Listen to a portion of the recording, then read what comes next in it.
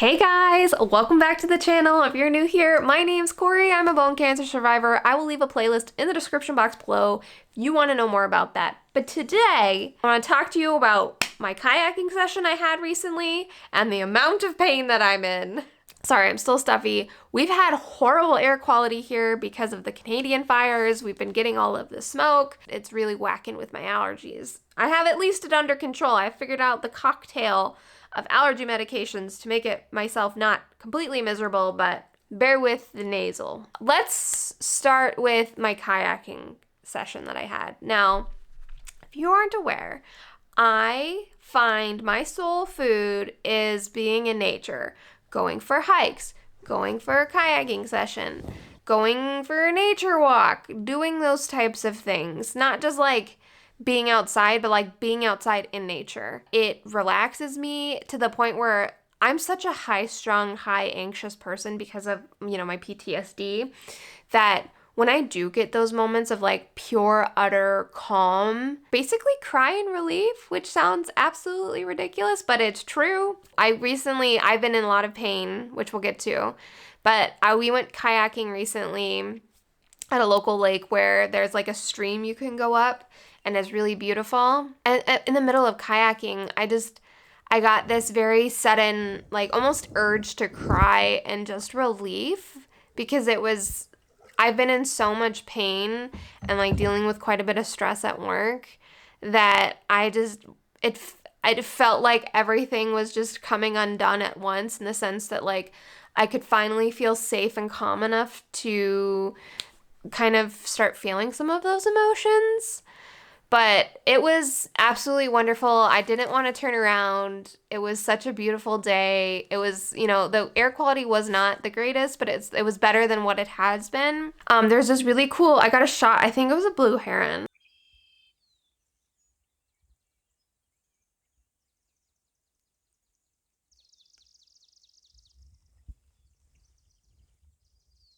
I could be completely wrong, but my husband was like, "Oh, look." And there were quite a few of them at we were at a state park that we went to. And so we saw quite a few of those, and that was really cool. Normally we see turtles, and I didn't see any turtles this time, which was really disappointing. But if you've been watching my channel at all, I've been going out for a lot of hikes. I've been doing a lot of biking. Recently we pulled out the yaks because the water's finally warm enough to go yakking if we fell in or something. Hopefully not. But I've been trying to go outside way, way more. And in general, just trying to be more active and getting outside and doing things that should, in theory, be like the least things most likely to cause the least amount of pain. I am just suffering. I've mentioned it in a couple of my videos, but I've had this much higher level of pain that I've been in consistently now for the last probably at least 2 months while I've been trying to pick up my activity, and I am just suffering.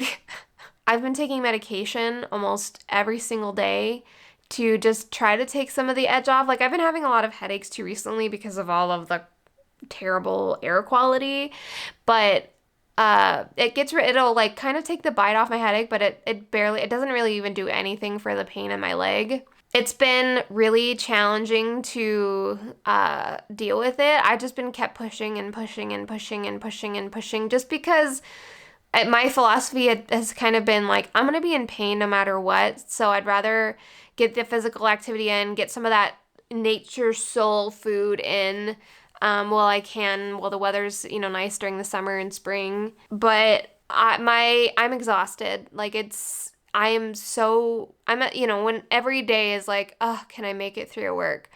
I can't even, like, by the end of the day, I can't even focus on like trying to even scroll on my phone because it's just I'm mind-numbingly in pain at that point where I just can't focus on anything. So I'm struggling, to say the least.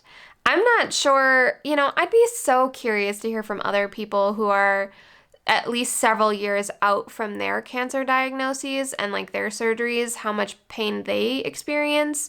Just because I mean, according to the doctor I see here, it's not necessarily an uncommon thing, but I had that not so good thought that, like, is there something I could have done differently as I was recovering to, like, avoid some of this? Did I not try hard enough? Did I try too hard? I think it's a natural human instinct to want to figure out what went wrong. But in this case, from my understanding, it's just the nature of it. I mean, I guess it makes sense when you cut half of your femur out of your body and you replace it with a metal implant, like, it's never going to be the same. It's like once you have an injury, like, your body's never going to be fully the same as it was before, and you're going to have side effects from it. And I kind of felt a little defeated when I had that thought, because I don't want to think that way. There's no point in saying, well, what if I had done something differently? Because it doesn't matter. Like, it's already happened in the past.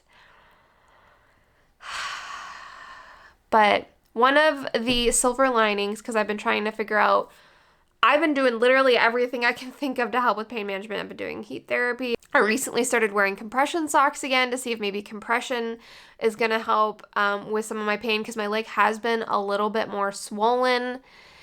I've been taking it a little easier. Now, I feel somewhat embarrassed to honestly even admit to this, but I think it's important for other bone cancer survivors, if you're watching this, to not feel shameful about it. So I'm trying to get rid of that stigma for myself. I, for the first time, did what YouTube called it as a sitting wheelchair workout, where you don't, because if you do a lot of the sitting workouts, you kick your legs in weird directions, and, like, that's just not happening for me. So I found a wheelchair workout where I just, it's all just upper body, and I just sat on my couch and did, like, an upper body sitting no leg workout. It felt like the first one I did was, like, geared towards older people, which makes sense. But I was almost embarrassed doing the workout because I don't want to be disabled, to be quite honest. And I don't think anybody wishes to be disabled. If you do, that probably means you should go get your mental health checked out. But I needed something to work out. Like, I still need to, like, physically exhaust my body. Like, yes, like, my mind's really tired, and yes, the pain is very exhausting and tiring. I still have this wound up energy that I still need to exert. And so I just did this sitting wheelchair workout. It's not defeating. It's not defeating. It's not embarrassing. I wanted to work my body out and try to get some decent sleep and get some of my anxious energy out. There's nothing to be ashamed of. I should be proud of myself for just trying. Yeah. We have a big holiday coming up here, and the smoke, I think, is supposed to start clearing up soon. So I would like to, I don't think I think I'm going to, unless I, like, absolutely cannot walk, go out this weekend and try to do as much as I can out in nature. It's hard because it's a double-edged sword. Like, I understand that I'm going to be in more pain because of it, but at the same time, like, it's good for my mental health. So I'm going to make, I think, the active choice to go out again this weekend and go do some fun stuff over our long holiday weekend. If you are from the US, I hope you have a very safe but fun 4th of July weekend. I want to thank you so much for watching. Until next time, I hope you take care. Bye.